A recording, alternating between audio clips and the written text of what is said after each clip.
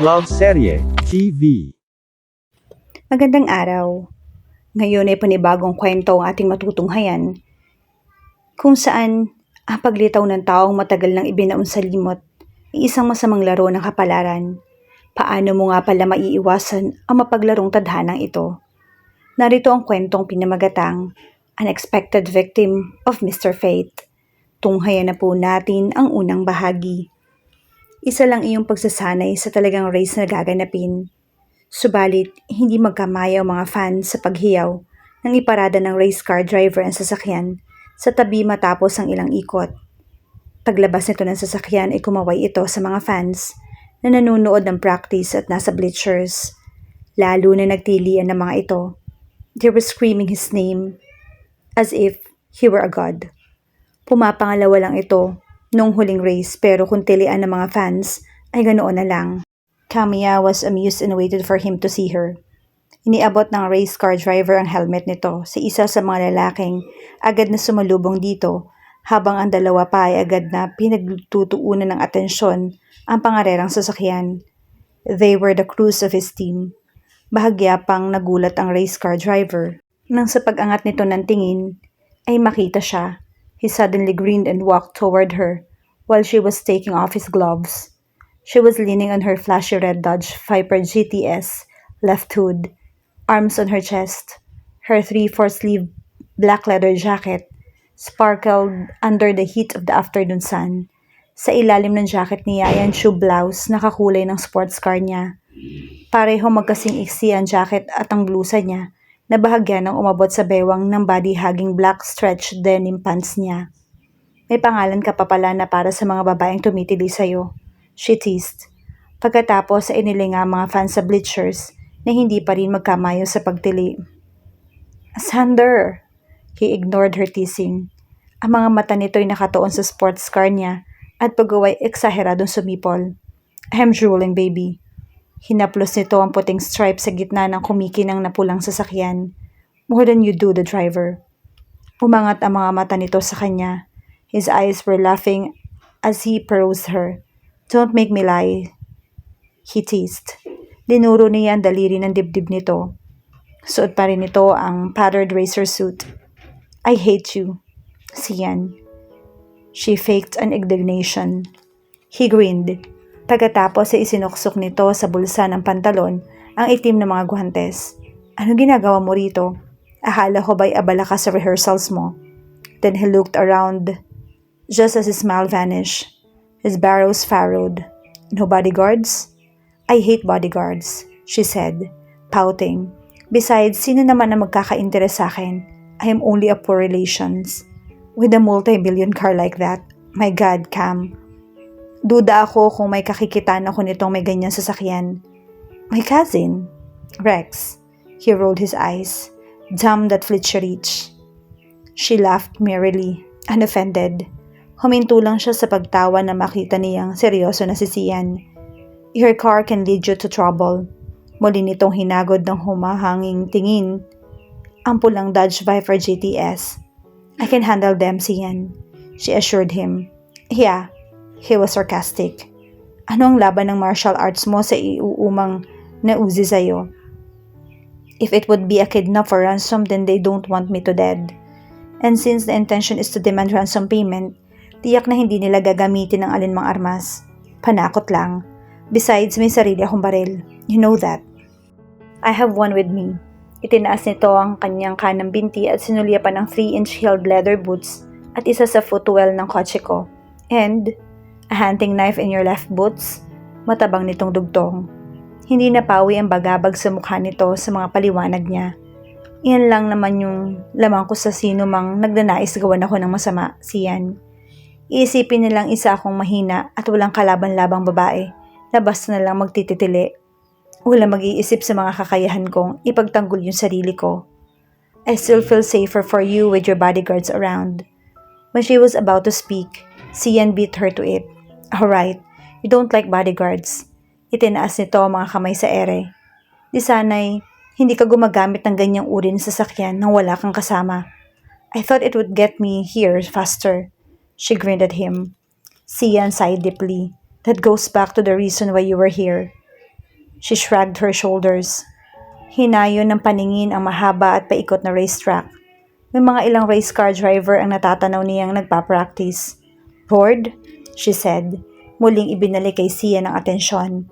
"When I refused to sign another contract with Victoria's Secret, I thought I made the right decision. Akala ko pag uwi ko rito sa Pilipinas, ay makakapagpahinga ako. But offers to guest this and that show are enough to last me a lifetime. Mabuti na lang at tapos ko ng pagbigyan si Ino Soto. My show on Saturday would be my last. The price of being famous, La Tigre.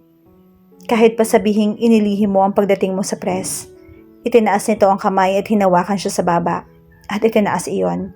You can't hide this face, Cam," he said affectionately. She wrinkled her pretty Grecian nose. He wondered amusedly if she had a Greek blood in her veins. "At itinago mo pa ako sa publiko ng tunay mong pagkatao yan. Paano na lang kung may makaalam na apo ka ng isa sa pinakamayamang tao sa buong Pilipinas, kung hindi man sa buong mundo?" Pinakawalan ni Camilla ang mukha mula sa pagkakahawak nito. She curled her hands around his scalded neck and looked into his eyes. As always, she was entranced by the chocolate of his eyes, a trick of Jean, as Zian always said when she joked about his eyes. Deep brown eyes is as much as American as Latin, pero mas mukha kang Latino, Zian, she had told him once. "You clam up every time I mention your family, but tell me about them, Zian, please. Please, there's nothing to tell, Camilla," he would say, as always, and with harshness in his tone. "My father died 7 years ago in San Diego. 6 months after his death, nagbalik ako rito sa Pilipinas. My life story, nothing worth telling about." He had given her the same answer for years. Camilla sighed. "Kung wala ka, hindi ko alam kung ano yung gagawin ko sa buhay ko." Sinabayan niya iyon ng isang buntong hininga. "You don't mean that. You have your family and friends. Marry me, Sian, and let's disappear for a few months. To the Caribbeans o kahit saan," she was almost begging. "Poor little rich girl," he said, teasing. Mas nasa tinig nito ang pagsuyo kaysa sa panunuya. His eyes were smiling as he gazed at her. "I can't afford you, honey. You are too expensive for my taste. Besides, your parents will kill me.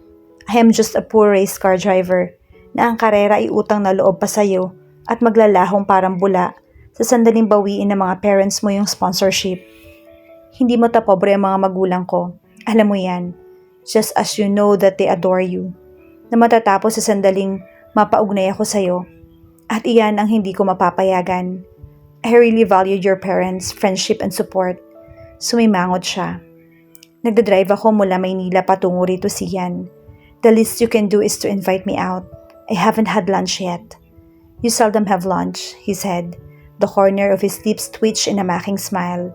"Besides, nilingan nito ang racetrack. Kailangan ko pang umikot ng 3 beses, Camilla. Tingnan mo at masama na ang tingin ni Calvin sa akin.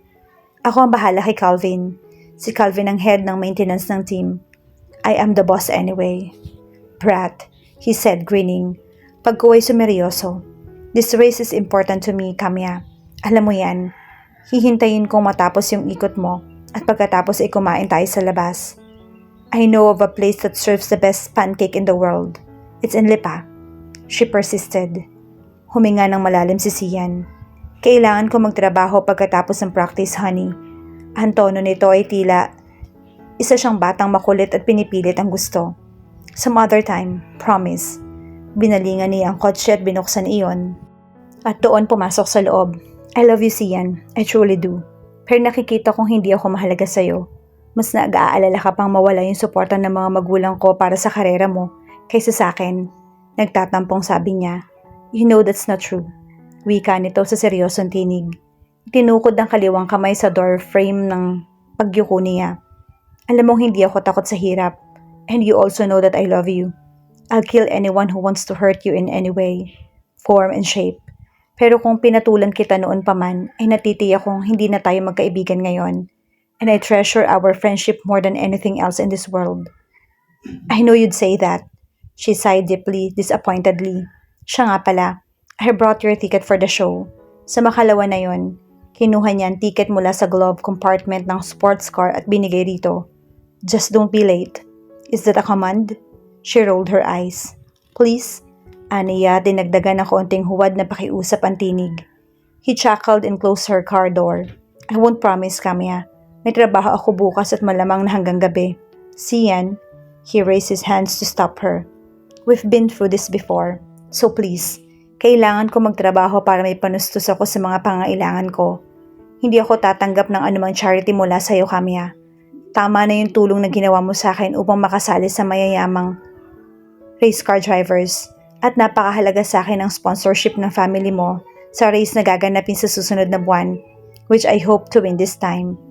Napuno ng pagkadismay ang mukha niya. In a way, naiintindihan niya si Sian. It would be his third race. Umabot ito sa second placer noong pangalawa. At dahilan upang magsimulang matuon ng pansin dito ng humahangang publiko at press. Her parents were his major sponsors while she owned the team. Nalingid sa kaalaman ng mga magulang. Mahalaga para kay Sian ang panalo sa susunod na buwan kung gusto nitong maging establisado ang katayuan bilang race car driver.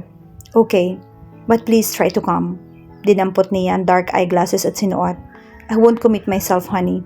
I'll be there when I am there. Saan ka nga pala patungo mula rito? He asked. Nagpatawag na meeting si Uncle Bernie. Nabanggit ko na sa iyo ang tungkol sa pagkakaligtas niya at ni Aunt Jewel mula sa plane crash more than 3 months ago, hindi ba?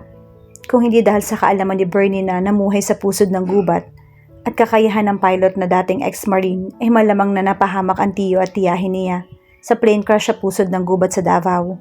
Halos 3 buwan ng mga itong nanatili sa gubat at walang kinakain kundi mga ligaw na prutas at edible na mga damo. That Bernie was a Vietnam War veteran was a big factor. At bagaman matagal na ang pangyayaring yon, ay hindi naman basta nalilimutan ang kaalaman at survival instinct ng tao sa ganoong pagkakataon. How are they? Sian cut into her thoughts. They stayed at the hospital for at least 2 days para lang makatiyak na walang pinsala. They're fine and we thank God for that. Binuhay niya ang ignition. Kumislap ang mga mata ni Sian at hinagod ng tingin ang kabuuan ng sasakyan. Nice engine, he said. Let me handle this lady one time, honey. I'd rather you handle me. Sian laughed. Pagkuway, hinagka nito ang magkadikit na forefinger at middle finger at pagkatapos ay idinikit sa mga labi niya. Don't drive like a racer. Wench. She smiled. See you at the show. Ang pahabol niyan sabi, bago tuloy ang pinatakbo palayo ang sports car. Sa kaibuturan ng puso niya ay umaasa siyang darating ito sa show, kahit na alam niyang nag-aaksaya lang siya ng panahon. Sian Gray. Inulit niya sa isip ang pangalan nito, habang mabilis na pagpapatakbo niya sa sports car. She had known him since 7 years ago, when Sian was 19 and she was a few months over 15. Lingid sa kaalaman ng pamilya, ay pumupuslit siya at nagtutungo sa mga illegal na racetrack ng mga kabataan. In fact, she had experienced racing twice. Iyon ang unang taon kung saan unang sumali sa race, si Zian. 2 lang silang nasa track, and she was one of the reasons why he didn't even make it to the finish line. Bumalandra sa wall ang sasakyan niya at sa halip na magpatuloy, ay huminto si Sian kasunod ang emergency ambulance ng racetrack and took her out of her car. She was only too glad that that particular race hadn't been shown on television. Ang ginawa niyang pagsali sa karera ay ang isa sa mga exciting moment ng buhay niya. Wala nakakaalam niyon kundi si Sian. Isa ito sa mga miyembro ng isang team na nagmiminta na ng mga sasakyang pangarera. Ayon dito ay naroon ito sa Batangas Race Circuit. Binatilyo pa lang at nagtatrabaho ito sa racetrack. Ang pinagkukunan nito ng pinagpapaaral sa sarili, and Sian wouldn't even talk about his family. Tuwing tatanungin niyan tungkol sa pamilya nito, ay tumitiim ang mga bagang nito at nagdidilim ang mukha. At hindi rin naman siya nagpilit na alamin pa ang totoong pagkatao nito. Ang mahalaga ay magkasundo sila at pinagkakatiwalaan niya to. Sa mga down moment niya bilang teenager, ay si Sian ang sounding board niya. Hinahapit at niyayakap siya at hinahagkan sa noo. Pero minsan naman ay hindi nito tinawid ang pader ng pagkakaibigan. Sometimes she hated him for that. 18 taong gulang siya nang magkahiwalay sila nang ipadala siya ng mga magulang sa ibang bansa upang magtapos ng pag-aaral. Gayunman, hindi lumilipas ang 1 linggo na wala silang komunikasyon sa pamamagitan ng internet chatting. Isang mamahaling laptop computer at accessories ang regalo niya kay Sian bago siya umalis ng bansa. I won't accept that, Cam, he had said angrily. Magkakalayo tayo at wala akong ibang paraan para lagi tayong magkausap at nagkakakitaan pa rin, paliwanag niya. Please Zian, mas para sa aking sarili ang dahilan kaya kita iiwanan nito. Tumi, mambagang nito. Ito ang una't huling mamahaling regalo, Cam. Itanim mo sa isip mo yan. She tiptoed and kissed him lightly on the lips. Thank you, Zian.